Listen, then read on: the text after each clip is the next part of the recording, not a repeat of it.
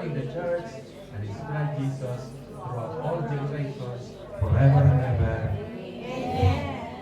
Yan ang gusto ni Paul. Amen, sabi niya. Let that power sit on you. Let their power clothe you.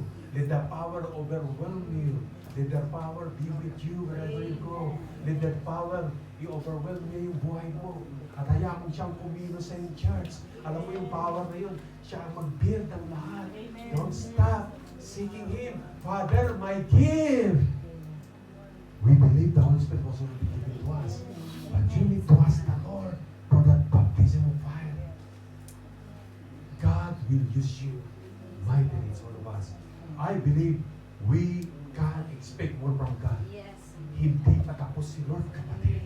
Amen. We wait for a great power. Yun ang gusto ni Paul, sabi niya, ang dalangin ko! Mabuksan pa kayo. Sabi niya, mabuksan kayo sa grave. I'm waiting for this power.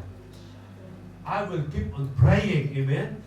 Na lahat ng hawakan ko, hindi pa naman lahat ng inawak ko gumagaling. Yung iba nga, hindi pa rin. Tinatanong ko, wala pa rin eh.